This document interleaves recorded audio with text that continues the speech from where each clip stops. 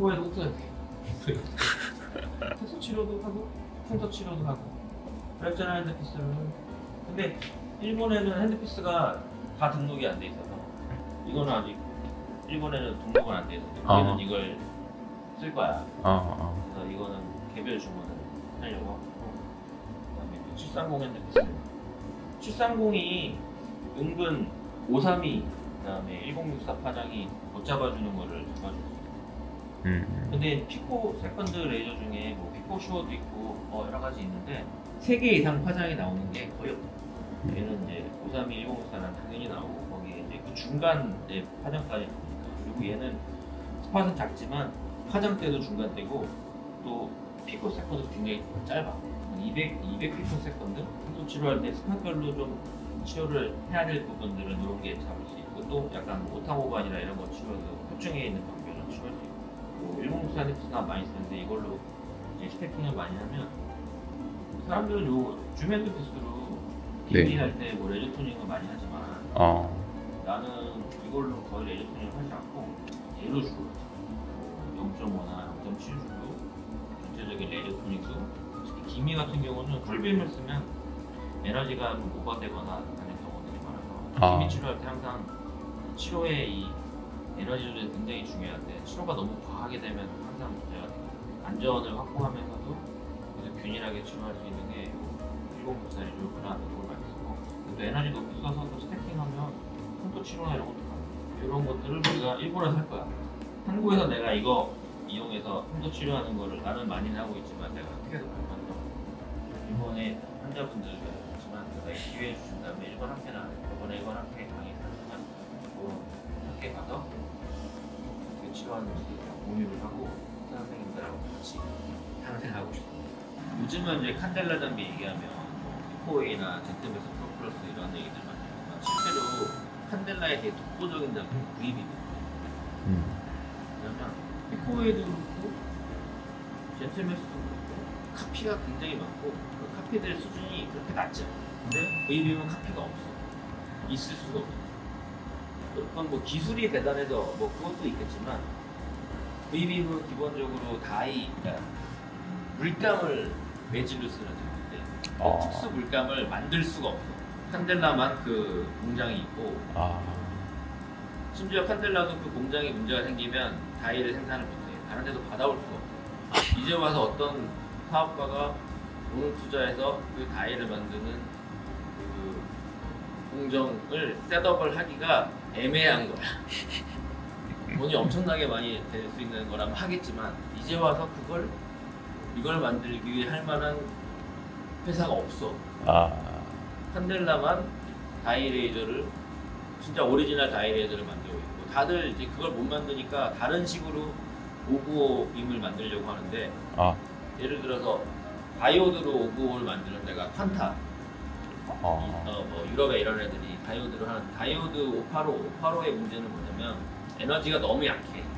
다이오드 레이저는 미용 레이저를 위해 만든 레이저가 아니거든. 다이오드 레이저는 원래 산업용이야. 그래서 산업에서 많이 뭐 자동차라던가 반도체라던가 이런 데 쓰는 다이오드 레이저를 우리가 미용으로 그 칩을 받아다 쓰는 건데 595, 585 칩을 산업에 쓰질 않아. 595, 585 다이오드 칩으로 에너지를 높게 생산하려고 그러면 그 레이저 만드는 그 업체에서 엄청나게 비싼 가격을 얘기하기 때문에 미용 의료기기 1, 2억짜리 늘 수가 없어. 만약에 그렇게 오더한다 그러면 아마 10억, 20억 할 거거든. 누가 20억짜리 혈관 레이저를 살 수 있겠으며 그 다이오드를 만들어서 공급하고 메인테넌스를 어떤 회사가 할 수 있겠냐. 불가능한 거야. 그래서 항상 이걸 어떻게든 돌아가 보려고 585 다이오드를 약하게 하는 걔네 특징이 뭐냐면 막 헤르츠 높은 거 많이 쏘거든. 그런 식으로 어떻게든 해보려고 하는데 어떻게든 결론적으로 595, 585 파장대에서 빔도 크면서 에너지가 고에너지로 나올 수 있는 에너지 미디움이 다이 키트밖에 없어요. 그래서 이 장비가 이건 비교 불가한 장비고 대체가 안 되는 장비. V빔 다. 그래서 지금은 이 다음 세대 V빔 프리마가 사실 출시됐었지만 그게 여러 가지 문제로 현재는 이제 생산 중단된 상태고 구형을 지금 주로 팔고 있긴 하지만 이게 지금 뭐야 20년 넘었지 이 장비가. 그렇지만 이거를 대체할 장비가 없고 이것도 없어서 못 팔아. 한국 같은 경우는 주문하면 1년 기다려야 돼. 그런데 심지어 이 전 버전 VB1도 아직도 쓸만해. 30년 된 VB1도 솔직히 우리 이번에 VB 프로를 한쪽가 잘 주시면 쓰겠지만 만약에 너무 비싸게 부르시면 어쩔 수 없다 그러면 VB1 쓸 건데 VB1도 쓸만해. 심지어 그 구형 VB1보다 혈관 치료가 잘 되는 다른 장비가 없어. 그러니 VB는 정말 대단한 장비.